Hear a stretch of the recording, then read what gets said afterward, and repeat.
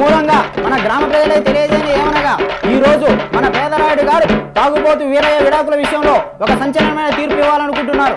కావున మీరందరూ కట్టకట్టుకొని మన ఈ రచ్చకట్ట దగ్గరికి రావాల్సిందిగా కోరుచున్నాము. అదిగో మన పేదరాయుడు గారు వచ్చేస్తున్నారు అనుకుంటా.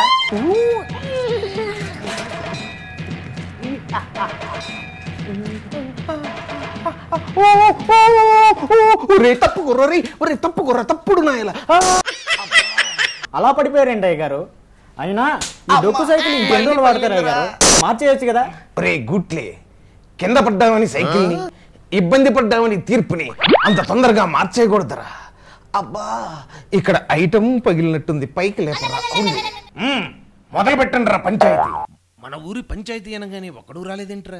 ఈ లఫుడ్ గడ పంచాయతీ అనగానే మన ఊరి లేఅవుట్ లోను ఒక్కడూ రాలేదండి అయ్యా. పంచభూతాలకు అడిషనల్ గా ఏడైన 6 భూతంలాగున్నావు. ఎంతకీ ప్రాబ్లం ఏంట్రా? అయ్యా, వీడు రోజు ఎక్కే వరకు మందు కొట్టి ఆ తర్వాత దిగే వరకు పెళ్ళాన్ని కొడతాడయ్యా. ఇప్పుడు ఈ అమ్మాయికి విడాకులు ఇచ్చి ఆమె జీవితాన్ని విసిరేసిన విస్తారాకు చేయాలనుకుంటున్నాడయ్యా. విరిగిపోయిన విసనకర్ర మొహం వేసుకో. వాడు చెప్పింది నిజమేనా? అయ్యా పేదరాయుడు గారు, నేను తాగేది, తూగేది, వాగేది, వాయించేది అన్ని నిజమేనయ్యా. కానీ అలా ఎందుకు చేస్తున్నాను అడగండి అయ్యా, అడగండి. ఆగేటట్లేవు కదా, చెప్పు.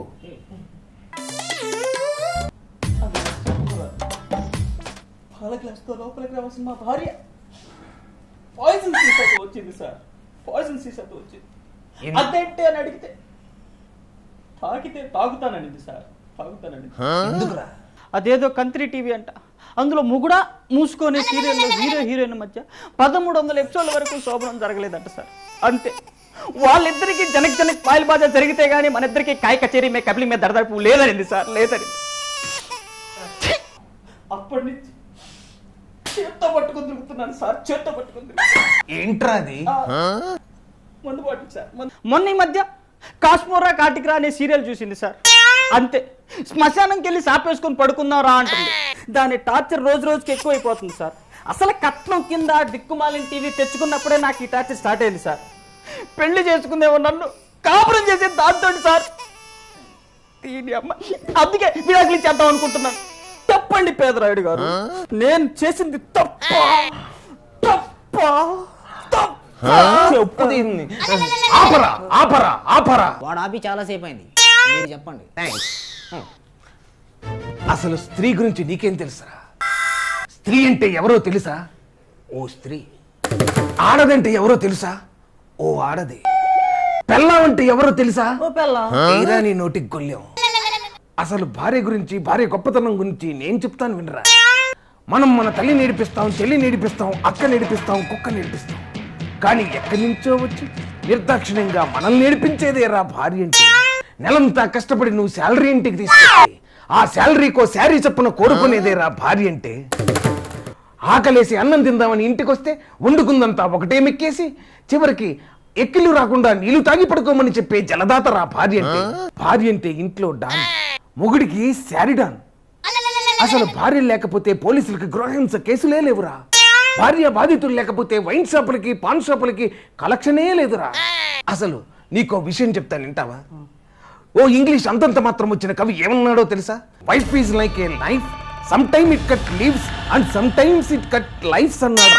అంతేకాదు, the relationship between 2 members in the family must be like a knife and table, not must be like a knife and vegetable అన్నాడు. నా బ్రతుకు టేబుల్ మీద వెజిటేబుల్ అయిపోతుంది. కోసి కారం పెడుతుంది సార్ రోజు. అయినా నువ్వు కట్నం కింద కోరి తెచ్చుకున్న టీవీలోనే ఉందిరా నీ బాధంతా.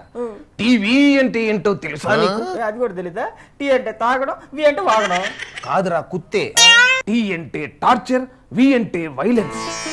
ఇప్పటికైనా అర్థం చేసుకోరా. కోరి తెచ్చుకున్న దాంతో కష్టపడక తప్పదు. అది టీవీ అయినా నీ బీవీ అయినా. అవునరా, చివరిగా ఒక్క మాట. లైఫ్ అంతా సర్దుకుపోయేదే నిజమైన సంసారం గాని లగేజీ సర్దుకుపోయేది కాదురా. ఇలా విసుకొచ్చిందని విడాకులు ఇవ్వడానికి ఇది దొంగాట కాదురా. వద్దులే, అర్థం చేసుకో.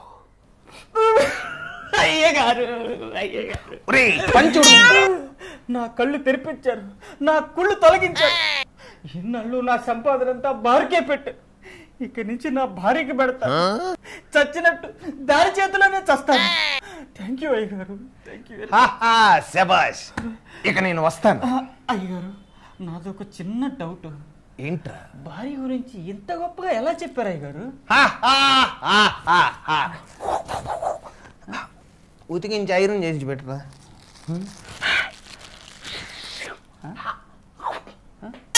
అది ఎందుకంటే నేను కూడా ఇంటికి వెళ్ళి వంట చేయాలి.